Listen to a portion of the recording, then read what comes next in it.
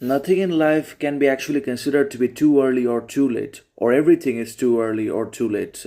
Anyways, life in itself is a beautiful mirage, an illusion, a fantasy that does not necessarily exist in reality, but it exists in reality, depending upon the living organisms that we literally are, and also because of our mind, physicality, physical bodies, heart, that these are all palpable, real, working organs in real time. But then again, the illusion of life is always there because of the kind of meaningless and obviously unconditional, aimless sort of suffering, insignificance, and basically tragedy, torment, sorrow, sadness it offers us, or it hurls at us in one way or another, because life is naturally deprived of meaning and disconnected from authentic security, and also devoid of natural purpose, intrinsic significance, and other essential goal, purpose, ambition also seem to be missing in and from life, not because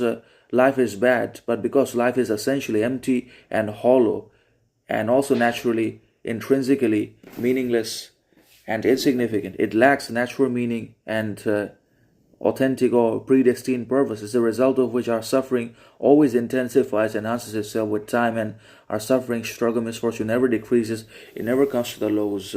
But we are the ultimate actors inside of the life. It's a performance, it's a mirage and a performance at the same time. Life is already a scripted, universal, biological, evolutionary performance, obviously different, differentiated for all human beings with some sort of similarity or match. But everyone's life unfolds, unravels differently, just as everyone's a different human being. Just as everyone is essentially fundamentally different from each other, which is good for themselves, for their sense of significance, identity, authenticity, selfhood. And just as everyone's understanding of everything is different, just as everyone's interpretation, comprehension, and exercise and experience of pleasure, lust, happiness, and vanity, pride, success, freedom, independence are all different because everyone's different.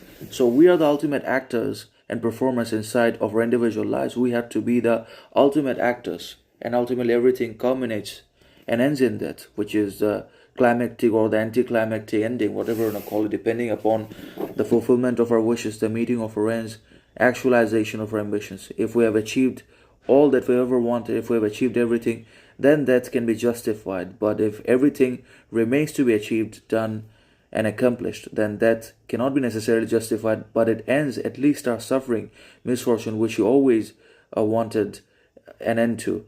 So it's paradoxical